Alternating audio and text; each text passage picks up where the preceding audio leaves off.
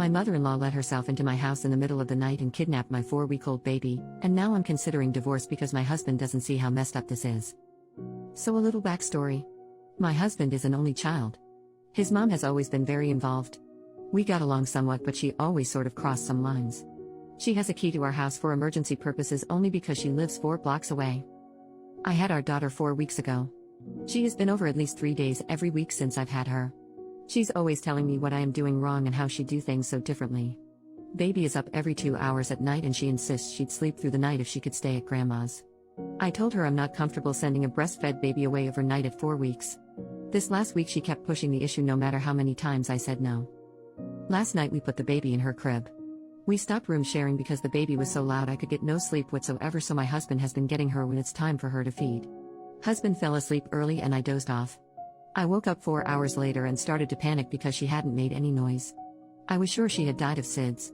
I went into her room and she was gone. I froze and started screaming her name around the house like she would somehow pop out, like it was all a joke. My husband woke up in a panic and just screamed, "What's going on?" over and over. I ran to my phone to call 911 and saw a picture message from my mother-in-law of my sleeping baby in her arms with the caption "Sleepover at Gam Gams." I was immediately enraged. I screamed so hard I almost vomited. I called her and saw red. I told her I was coming to get the baby and she would never see her again and to never contact our family again. My husband decided it was best if he went to get her.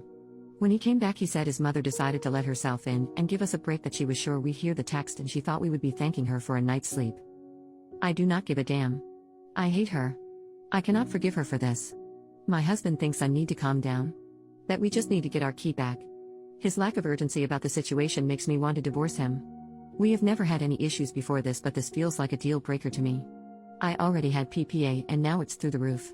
I don't feel safe in my own home with my family. I hate my mother-in-law. I hate my husband. When I think about what happened I sob uncontrollably. I can't sleep now that I know I can't protect my baby when I sleep. I can't believe I did not wake up. I feel like the biggest piece of crap mother. If any danger really came I would have let my daughter down. Am I overreacting for wanting a divorce or for never wanting to see my Mill again? My husband and mother-in-law think it's my hormones and I have overreacted. Am I overreacting? I just needed to talk about it with non-involved parties. I have no friends or family for hundreds of miles. Oh, and she also fed her formula while she had her, but that's the least of my worries. It still infuriates me because breastfeeding has been really hard for us. Edit. I just wanted to give everyone a quick update. I didn't respond, but I've read every comment and the support I got has meant so much to me. I bawled reading them because I finally felt like someone was on my side. I called my mom late last night and I got a hotel. I refused to tell my husband where I was going but told him the baby and would be safe. My mom is disgusted about what I've been through. She's getting on a plane today to come help me. This entire experience has pushed me to the point that I need therapy, so today my first order of business is getting a therapist set up as soon as possible. I decided to go alone for a while and when I'm ready, go with my husband to see if there is a chance to move past this. Right now I still don't want to, but I also agree I'm not in the place to make life-changing decisions. Either way, I can never move back into that house. I don't know what my plan is past these next few days yet, but I'm just going to take it day by day for right now. As for my mother-in-law, I'm going to go to the police today to find out how to get a restraining order. Her and my husband keep saying but she was safe. She was never in danger. I disagree. My mother-in-law is clearly not mentally capable to care for a child. Who knows what else she would do because she feels she knows best. Thank you all so much. I can't tell you how much the support from some internet strangers has meant to me. Update, 2 weeks later, I want to thank everyone again that thought about me after my first post.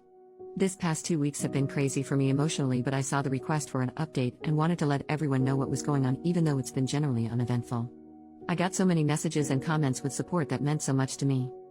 So soon after I wrote that post my mom had arrived to help me get through my anxiety and support me. By the time she was here I was in a hotel and still had not slept. It was going way too long without sleeping and I think the deprivation of sleep was making me crazier. She came and sat with me while I slept. It was the most helpful thing anyone could have done for me. My husband asked to talk so I agreed to meet with him. He apologized and said he realized I was right. His mom had severely crossed a line and that it was hard for him to accept his mom did something so wrong, so in his head he was telling himself it was not that bad and that if the baby wasn't hurt then no harm was done, but he wasn't thinking about the hurt done to me and my feeling of security. He said he changed the locks on the home and would support whatever I wanted to do with his mom. He said he was willing to cut off contact for a while but asked I not press charges. We left it at that for that time. I told him I'd think about what he said and keep in touch. Shortly after this whole thing happened, I got a lot of texts from his family supporting me and letting me know they were so sorry about what happened and that no matter what, my baby and I are family and we have their support. That meant so much to me. People were finally backing me up and it gave me some peace of mind. A few days after seeing my husband, we met up again. He had a letter from his mom. I thought about just throwing it out, but I decided to read it. It was a very long-winded apology. It basically said that she is sick about what she did.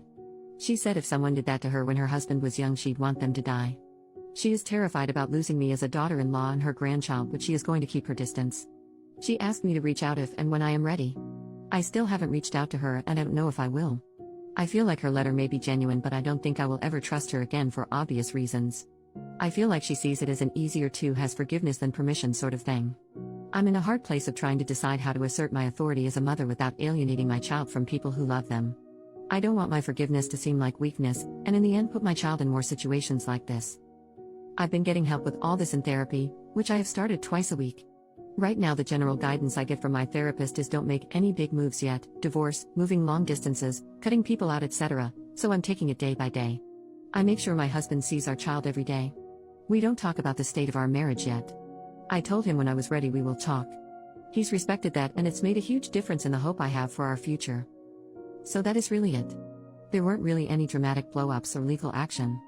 There are still a lot of unanswered questions for me, but this time has been one filled with self-discovery and support from a lot of unexpected places, and for that I'm incredibly grateful.